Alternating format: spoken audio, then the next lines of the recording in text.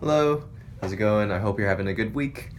Today I wanted to talk to you about the diatonic chords in a C major scale. So let's get started. Okay, so just in terms of fingerings and shape, we've all seen this one before. So this is a C major chord, or just a C chord for short. And that's your C, E, and G.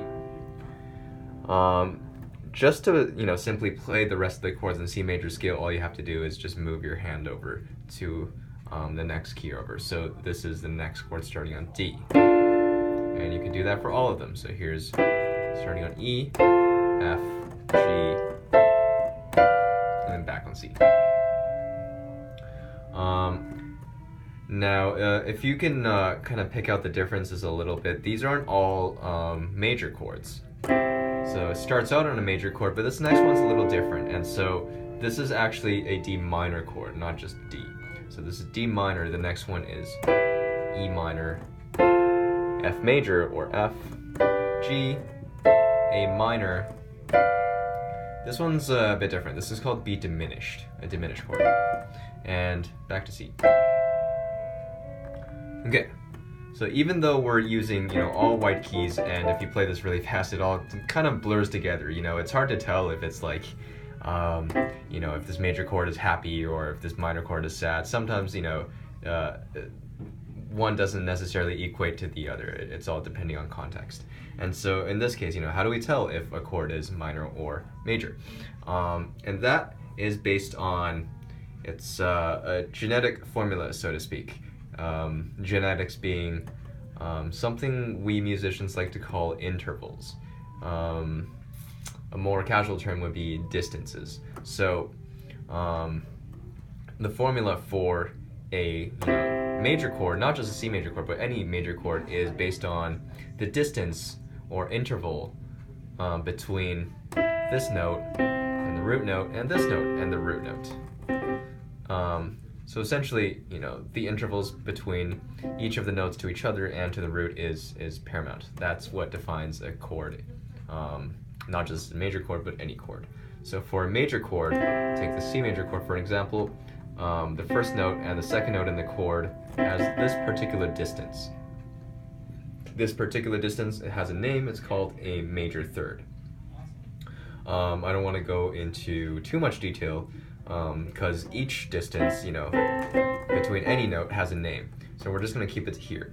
So starting out from C to D flat, so just literally the next key over, this distance or interval is called a minor second. You might have also heard this being referred to as a half step, but fancy interval terms, it's called a minor second. This is a major second. So you notice that both of these notes that are close by is a second of some sort. Minor second, like a small second, major second, kind of like a bigger leap of a second. So the next one is a minor third. And this is a major third. So minor second, minor third, major third. And this distance is kind of the key characteristic of a major chord. So major third, you have that in there, it's very likely that you have a major chord. This next one over here, I'm just going to spare you a bit of trouble for now, so we can get to further intervals in a different lesson. This is called a perfect fifth. So the distance between a G and a C is a perfect fifth. And so the formula, the genetic, intervallic formula for a major chord is a root note, this major third, and this perfect fifth. And so all of the major chords in a C major scale, that being C, G, and this F over here, so C, F, G. These guys, if you, proof checked, proofread all of them, you would get the same distances. So like from F to F sharp is a minor second, minor third, and then major third, and then perfect fifth again. Same with the C. What defines a minor chord, any minor chord, is it shares this perfect fifth with all of these other chords. So it has a perfect fifth, but the difference is this second note in the chord, this what we call a third. So again, instead of this major third, you have what's called a minor third. So from D to E flat, it's a minor second, major second, and then D to F is a minor third. So again, because all of these chords in the C major scale kind of all blur together, I'll give you an example of differentiating between a major and minor chord that's a little more drastic and easier to hear. So here is a D minor chord. You hear this in a C major scale, but what would be really out of place is a D major chord. So difference between major and minor is just the third. So if we bump this minor third up to a major third, that's a D major chord. A little out of place, right? Sounds good, but it's not in C major anymore. Here's an E minor chord. This is the third chord in a C major scale. And if we bump this this minor third up to a major third, again you get E major. We can do the opposite, so just for effect. This is also a common chord you hear a lot in chord progressions in C major. So from F major down to F minor to C. So normally a major chord has this major third in it. If you lower it to this minor third, you get an F minor. You've heard this chord progression, I'm sure. Like in Wake Me Up When September Ends by Green Day,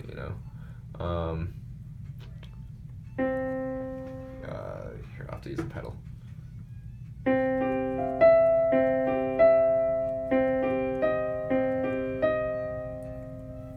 And then I don't know how to play this on the piano, but you get the point. It goes from C major to C minor just by lowering this third over here. Normally it's, C major has an E in it and the C minor has an E flat. Last little thing I want to address is this weird one over here, the B diminished chord. The formula for this is a little different. It's the only one that occurs in the C major scale.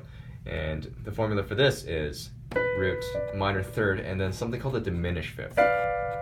Diminished meaning to be, less than or to take away. So here's a perfect fifth away from B. So if this was like a B minor chord or something, it would have the minor third and a perfect fifth. But in this case, it's not a perfect fifth, it's a diminished fifth. It's less than this regular fifth you usually have. So you get this chord. That's like, not necessarily nasty, but like it's a little off-putting.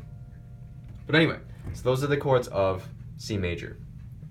So again, you have, just a review, C, D minor, E minor, F, G, A minor, B diminished, and then back to C major.